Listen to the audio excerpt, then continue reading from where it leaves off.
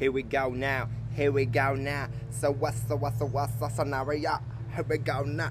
Here we go now. So what's the scenario? Hello, and welcome to another episode of Let's Ourselves Translate Expert Knowledge. It's been a night. I forgot what the name of this fucking podcast was for a second. Sorry. That was into earlobes. Warning, I'm going to scream in this episode. I'll put it in the captions. A scream maybe a little too closely to the microphone. I was going to set headphones up. Shit. Today, Wasabi, Walnut, What's Hurting My Tummy Wednesday. And I'll tell you what's hurting my tummy. It's a habit of biting off more than I can chew. I think it's good for us, and I'm not going to stop. And I'll tell you what. I have an ever-increasingly distinct feeling that hospitals aren't run by people who actually practice medicine. What? That is a problem. That is a big part of what Let Ourselves Translate Expert Knowledge Low-Tech Talks are about. This paranoia is not unfounded. For those of us who don't know, I would like to explain how me, being just a nurse, have deemed the inner workings of a hospital to appear. They appear that there are practitioners of medicine who are given a certain agenda. Perhaps it is to reduce catheter-associated urinary tract infections. So, with this agenda being implemented, say, the fiscal year beginning, in order to reduce CAUTIs, which are the abbreviation of these catheter-associated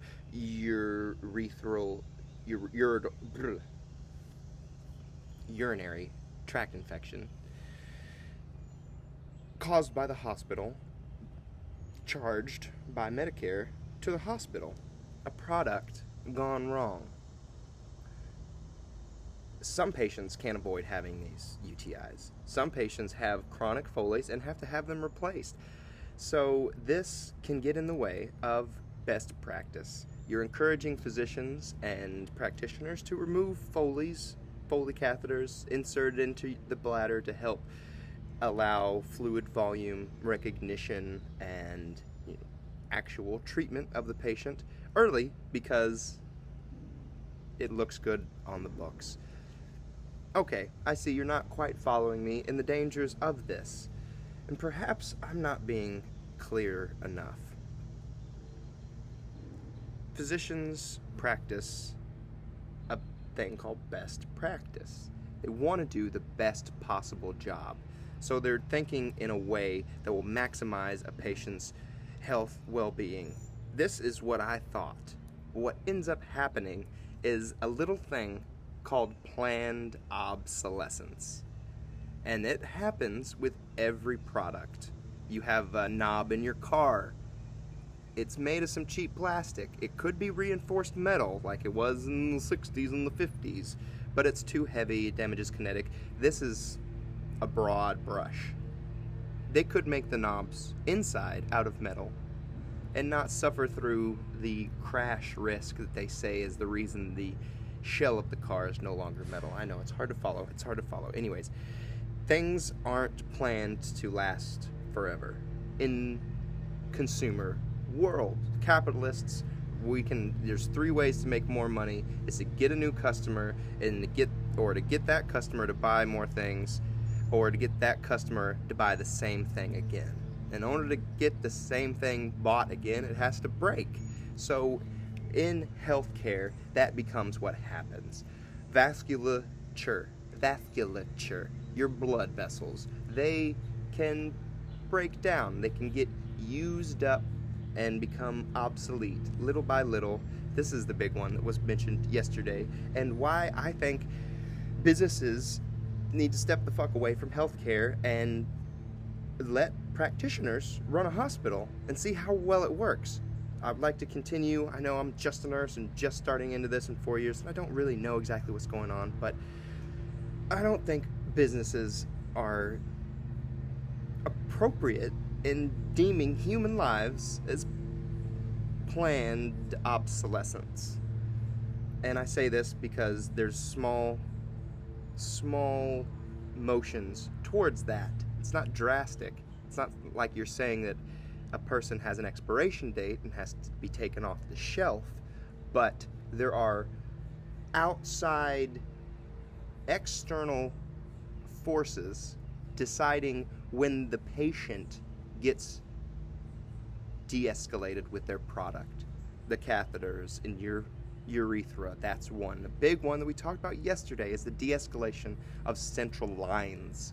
Lines that access the very lifeblood, allows us to check blood levels necessary for most clinical pictures and treatments and presentations.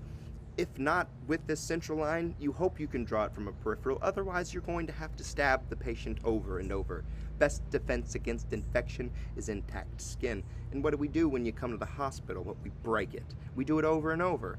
But these central lines are historically used to prevent that reintroduction of infection.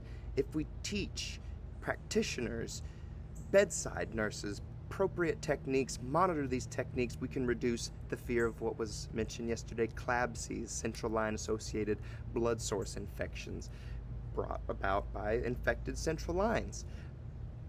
As opposed to treating the issue, not cleaning them well, they start pulling them early, which is a broad overreaction, and it is a systemic highlight inferring that there is not planned obsolescence when it comes to best practice.